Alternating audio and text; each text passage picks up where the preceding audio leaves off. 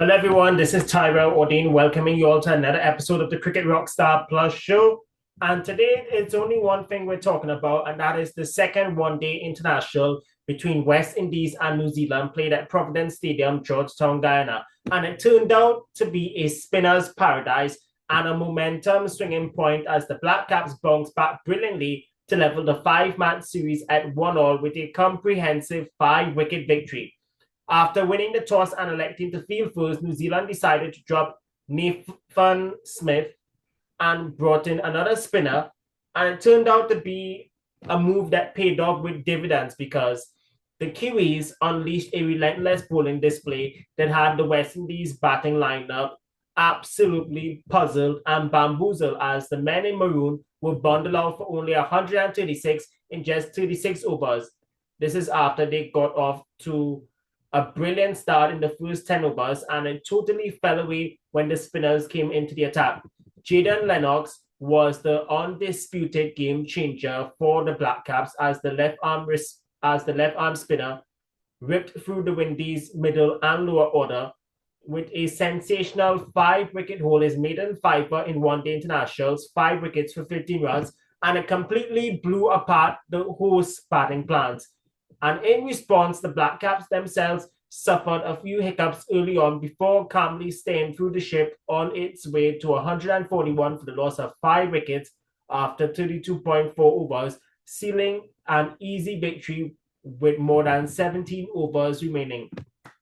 Interestingly, ladies and gentlemen, the men in maroon was doing okay in the first 10 overs when John Campbell and Akeem August was going well. But when the Mitchell Sander, the New Zealand captain, decided to bring his fellow spinners into the attack.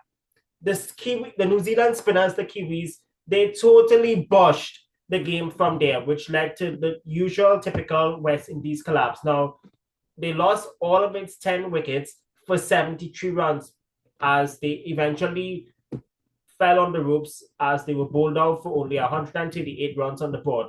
But the Windies bowlers themselves, they fought back and found some early movement with the new ball, which led to them claiming a couple of wickets briefly, which did give that small Providence crowd some hope. But New Zealand batters refused to panic under pressure. They rotated the strike intelligently, punished the loose deliveries, and crossed the finishing line with complete ease. Now, let me tell you all this, ladies and gentlemen. New Zealand, they adapted to the surface much better and much quicker compared to the last game where they were very rusty, especially in the middle phase when the windy spinners were on in the first game. But today, the New Zealand bowlers, especially their spinners, bowled much better in the game.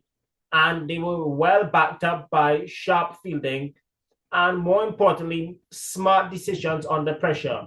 And the three spinners themselves, they deserve a lot of credit because they consistently force the Windies batters into constant mistakes instead of getting scoring opportunities at the respective ends.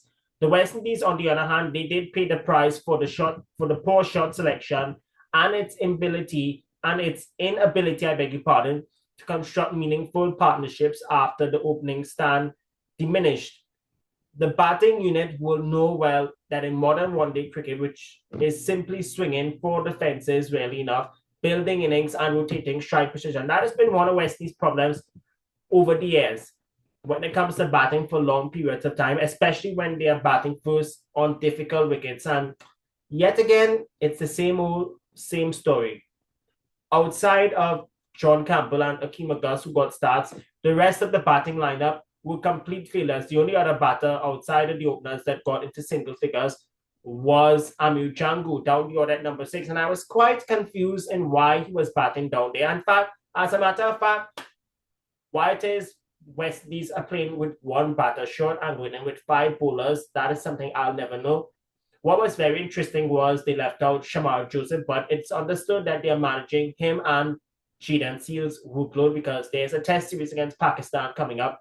Then there's CPL afterwards, and then there's the limited overs tour to India and the test tour to Bangladesh. So you got to make sure that these guys are fully fresh for the international matches, especially for the test matches as far as World Test Championship is concerned. The next game in this one-day series is a couple of days from now. But I want to turn my attention to the FIFA World Cup very quickly before I wrap up the show. And this is my prediction for tomorrow's first semi-final between France and Spain. My prediction 2-1 for Les Bleus. And I predict that Mbappe and Dembele, they score. And I also predict for Spain either someone like Petri or Lamal or one of the other guys, or even their super sub to at least score as well. My prediction is either France 2-1 or Spain 2-1, because Spain and France, they've been my two favorites from since the beginning. And I even said it to the guy who hosts watching on his YouTube channel. I said it from there, and I'm saying it again. France and Spain are my favorites, and I don't care whoever wins. All I want is one out of these two to reach in the final. And one of my things that I'm also praying for, someone to stop the Argentines.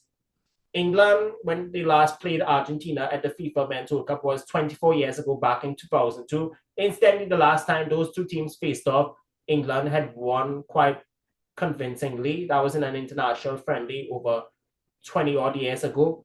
And then the last time when France and Spain faced off was in the UEFA Nations League, or should I say the European Nations League, not too long ago, about a year or so ago, where the Spanish won 5-4 in what was an entertaining game. But I predict that these two semifinals are mouth-watering encounters, and someone needs to stop Argentina. That's all I want to say.